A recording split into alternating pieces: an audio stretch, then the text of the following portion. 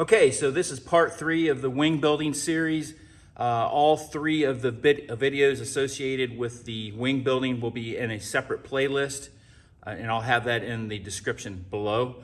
It's taken quite a while to get to this point because I did have to request for a replacement right tank skin.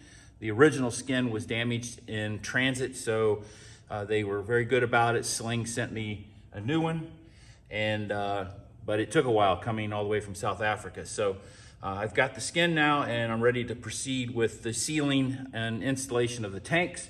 I did have a couple items that were not included with the original kit. These pickup tubes were not in that kit, and these nipples for the return line that goes on this rib, or on both ribs, was also not included.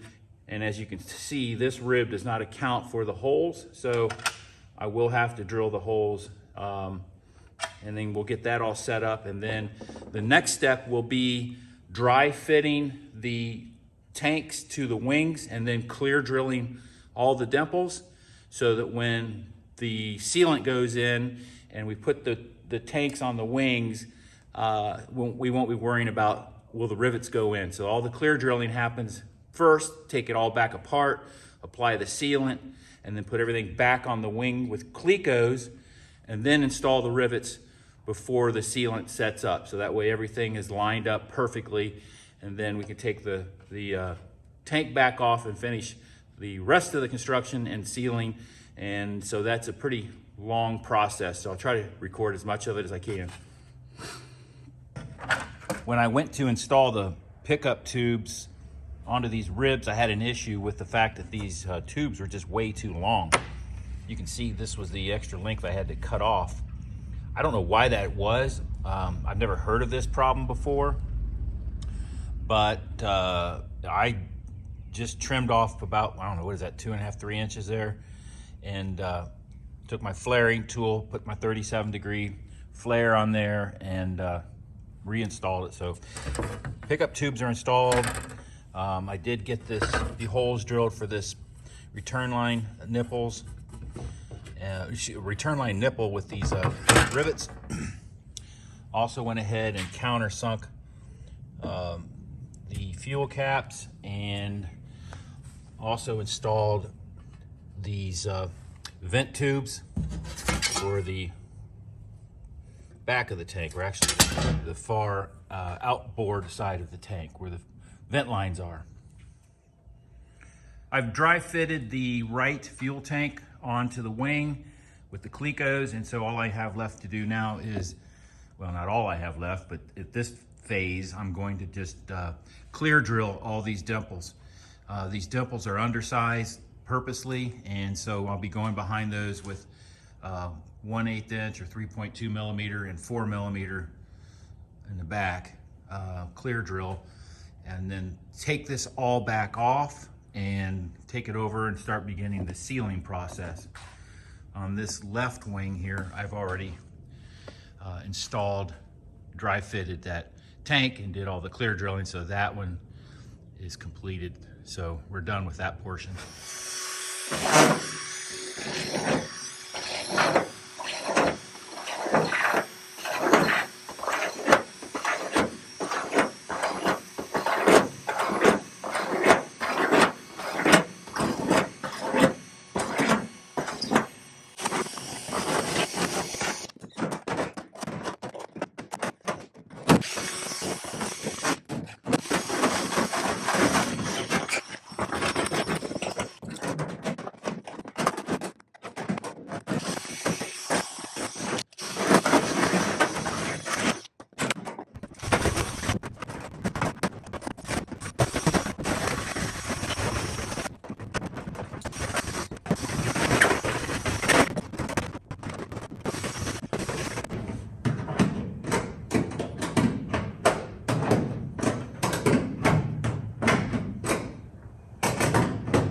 Fuel tanks are back off after being clear drilled. I did apply some sealant to these ribs and to the nose ribs for this front channel. That's the beginning of the assembly and sealing of the tanks.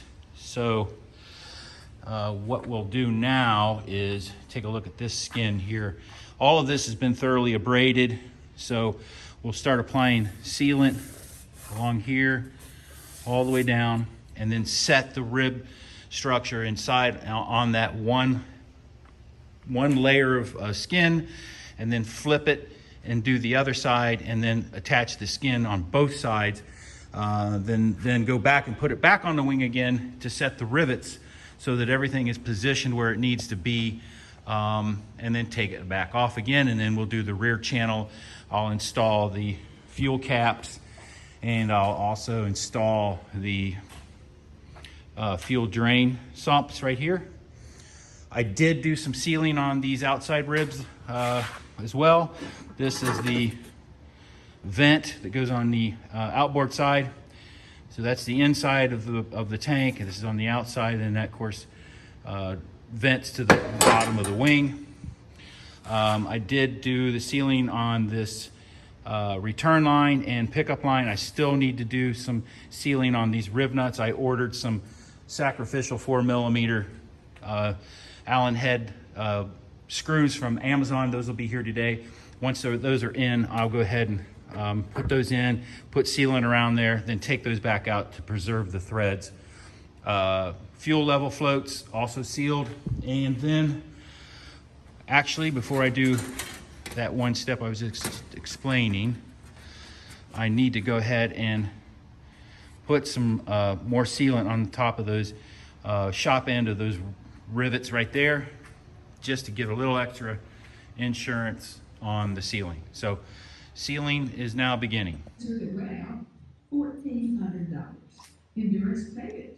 Got a brand new transmission and next is repair bill. Use any certified mechanic you want. Just bring your car in, and Endurance will pay them direct. All major parts are covered. What I like about Endurance, they don't play games with your little man. They are small.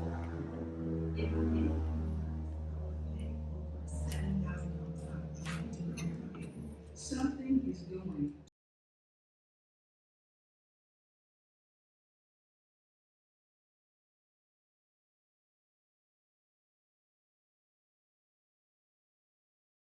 Three hostages have been released. 134 are still being held. Older women, children, young.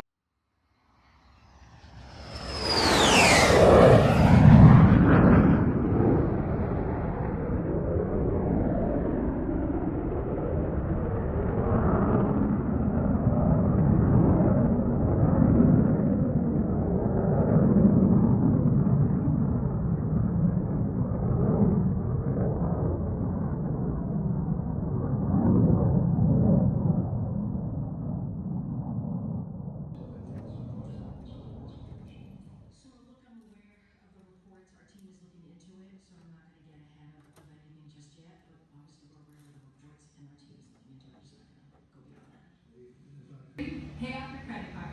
Call 1-888-985-1371. Always try scoop before you run. Listen, hot dog got me chewing. It's time to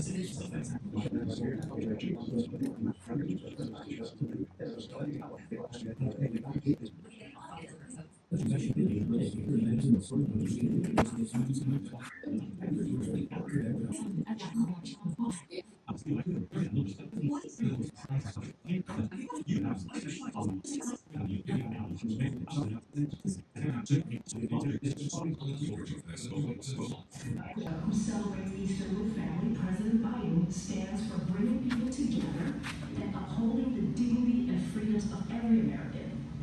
That's how we're leaving open, people. Which is not like, do we go that right way? We just have to. Anyway, we have to go to America. Always matter. So look, I'm aware of the reports. Our team is looking into it, so I'm not going to get ahead of anything just yet. But obviously, we're aware of the reports, and our team is looking into it. Just not going to go beyond that. The White House not commenting on the development in the Middle East.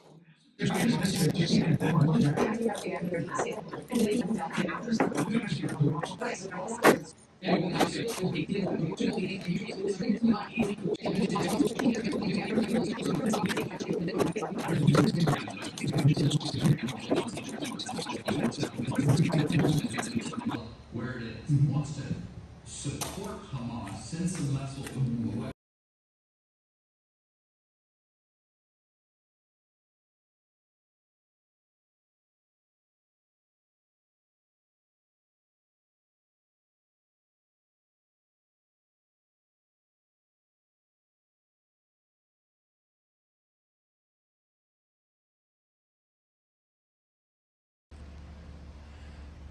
Fuel tank is back on, clecoed with the sealant installed, but it's not riveted yet. So that's our next step, is to rivet and permanently get that sealant in place. And then this fuel tank will come back off again, and I can get back in there around all the corners and all the four corners on each end, and all the way at the top and bottom on the back plates and the front plates, and get all that sealant in there. So now I got to get these rivets in, and I foresee a lot of acetone coming out here soon. Rivets are installed, and you can see the ooze out of the sealant, which is the reference I made earlier about I can see some acetone in my future. Don't want to get acetone on it too soon. I don't want to degrade any type of sealing that's going on between the ribs and the skin. So it'll just be a little bit more elbow grease to get it off in a few hours, but I'm going to let it sit for a while. Right tank is now off, and I've installed all the rivets, of course, like I said, and then I've cleaned everything up. So this looks really good. I'm impressed with how tight everything comes together. So it makes it rewarding to get to this step. So next thing I'm going to do here is go ahead and seal the cap, the fuel cap here, and also the drain port for the sump right here. I did receive a pint of 3204 B2 tank sealant that I can hand mix and just put together smaller batches. I've ended up going through 3 tubes so far. One of them I got through, and I took too long, and the tube set up on me, so I didn't get through it. I do like the tubes. I like them for putting that down on the ribs, but I think I need to have both next time. A little bit of maybe 5 tubes and that pint, just because I can do a little bit of both. Small batches, and then lay down the tubes with the caulk gun. So I also installed these sacrificial 4mm screws, and I'll be taking those out now that the sealant has set up. Fuel caps are installed and sealed here. The drain has been installed and sealed as well. And I've also gone through and added another bead on the inside here of the ribs and the front plate. It goes into the leading edge of the fuel tank. So really just doubling up on the sealant. And then lastly, the back plate, I just put the angles, the stabilizing angles to go on the back plate. So I think I'm at the point now where I'm ready to install the back plate into the back of the tanks now, and then we'll go from there. Before installing or sealing these back plates into the rear of the tanks, I went ahead and dry fit both of these back plates together on both fuel tanks. And it's important to note that there is a left and a right, because I found that out the hard way. They're not off by much, but it's a little tiny bit, and I kept wondering what was going on. And then I went back to the manual, and it said there is a right and a left. So switched them around, and they match up perfectly now. I do have to clear drill everything, so it's also important to maybe comment about that before any of the sealant gets into that tank, or if there's any sealant in the bottom of the tank that's still curing. I would hold off on clear drilling until that's set up, because you're going to push shavings into that tank. And so that's what I'm going to do now. I'm just going to go ahead and clear drill these. I'll blow out the shavings, and then I'll go ahead and start attaching these back plates with sealant. Back plates are installed on both of the tanks. Not much to say about it. Just really have to make sure I got everything down in these grooves. Seal these rivets on the back. Seal the rivets on the angles. Only thing I have left to do is install the floats for the fuel senders, and I actually tested those, make sure, you know, with ohm meter, tested these to make sure they are putting out the proper readings, high and low, and so those are both tested on both sides. I'm not going to use Pro Seal on these fuel tank or these covers for the floats. I'm going to use Easy Turn, because I'm really concerned if I have to get this thing back off, all I have to work with is this little opening here once the wing is installed, to try to get in here and pry that cover off after it's been covered in Pro Seal. So I'm waiting on the Easy Turn to get here. I've heard other people use that, and it doesn't set up like Pro Seal. So I'll use the Easy Turn. Once I have those installed, then I'll be able to do the pressure testing. These tanks will have sat for about at least 5 to 6 days by then. So that's what we'll do next, is pressure test. All right, so this plate is installed now with the Easy Turn. Right there it is. Just put some on a brush. And I brushed it on the rib on both sides of the gasket, as well as the inside of the cover. The bolts have been tightened down to 15 inch-pounds, and so you can see it's oozing out a little bit there, but it's not over tightened. It's probably actually tightened less at that size. It's probably 20, 25 inch-pounds, but I'm not going to go any more than that because I've got plenty of pressure on there, I believe. So I've got a Schrader valve. This is going to be the return line with a Schrader valve. I'll put the parts on there in the description below. I got all this stuff from Amazon. And this is the pickup tube here. All this is AN6 with the 37-degree flared fittings coupled together. And this is a 3-pound pressure gauge. So I'm going to use this bicycle pump and put about 2.5 pounds of pressure in it, see what happens. I've also put this sump on there with Easy Turn on the thread, so that if I need to take that off to drain the tank, that's going to come off real easy. And then also to seal this vent line. This is just a compression fitting, almost similar, well, it's the same thing as what you'd use on a refrigerator ice maker line. So let me go ahead and set this camera here. We'll go ahead and hook this up.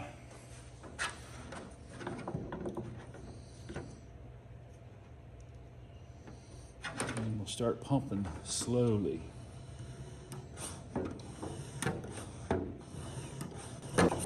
Eagle move.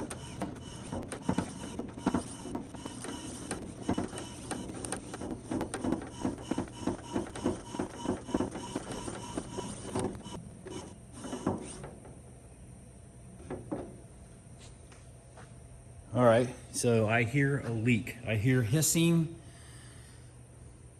and I see the needle is coming down. So that'll be my job next, is to figure out where this leak is. I'm surprised. I cannot believe there's a leak. So I found the leak. It's actually right down in here. I didn't have to use any soapy water. I could just hear it. So, all right, well, I'm gonna have to mix up some more Pro Seal, put that on there, let it set up for a few days, and then come back and try this again. So we have success. I have managed to seal the tank up, and we're holding exactly 1 pound of air. I just didn't want to go any further than that because as I start pumping, I don't know if you can see this back plate, but it kind of does this. And it's not horrible, but I just think that's enough pressure. I don't want to put any more. I don't need to distort this metal anymore than that. And between these ribs, I can see just a slight bit of billowing. So 1 pound of air to me seems like plenty of pressure. And one thing I had a problem with, I didn't show earlier, after I sealed the area in here and got that all taken care of, and I put pressure back in the tank again, I found another leak was coming around the fuel caps, and that seems to be a common problem. I've heard others say that, yeah, fuel caps do get a little leaky. So how I resolved that was I took 5 mil trash bag material. I pulled the O-ring off the back of the cap. So here's the other cap. So I took that black O-ring off. I made a donut out of the trash bag material. I put the easy turn on the inside of the fuel cap.